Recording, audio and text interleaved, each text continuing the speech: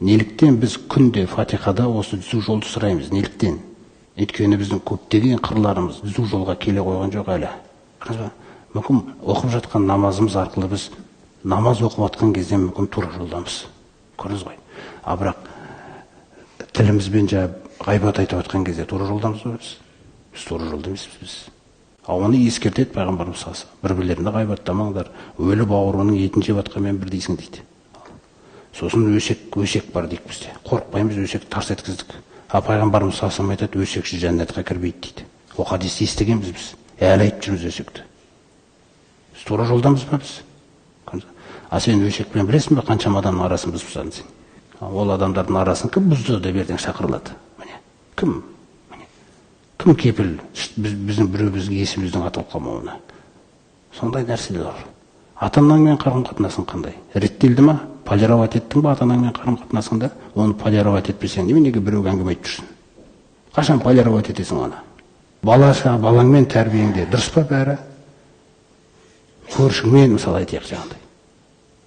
Осының барлығы жөнге келу керек. Бұл түзу жол деген нәрсе құрметті. Түзу жол. Жаңағы Алладан басқа тәңір жоқ, Мұхаммед оның елшісі деп басталған, бұл қадам басталғаннан кейін, бұл енді Алла Тағала бізді жаңағы әркімге өзінің ажалы жеткенше тәлім тәрбиемен ұстайды. Сол жолда сіз келе жатқан кезде жаңағы ата-анаңмен бір сынайды, әйеліңмен бір сынайды, балаңмен бір сынайды, малыңмен бір сынайды, бақшамен бір сынайды. Сол кездерде біз былай кет қалмайтындай. Біз бір қалыпты келе жату керекпіз. Бақша жеміс бермей қалды. Алхамдулилля. Алла, білесің ғой өзің. Сен маған жақсылықтан басқа нәрсе қаламайсың. Күнәмді кешірші менің. Сол күнәларымның кесірінен болды ғой мынау. Көрдіңіз бе? Өйткені Алла Тағала бізге қағида түсіріп қойды Құранда.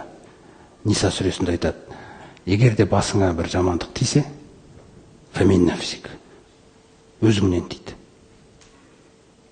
Көрдіңіз бе? Өзіңнен дейді. Не үшін істеді Алла Тағала оны? Мен данамын деп отыр. Даналық деген есімді жоғалтып болмайық. Бақша жеміс бермей қалды ма? Ол дана. Дана Алла істеді оны. Өйткені менде проблема болған.